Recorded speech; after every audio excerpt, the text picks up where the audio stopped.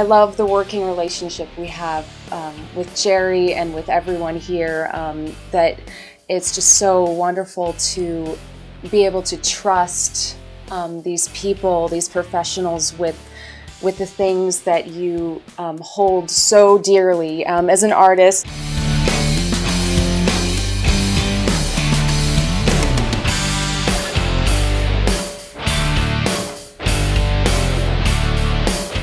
You know, Abbey West is such a comfortable place, and Jerry's so easy to work with and friendly and a really great musician.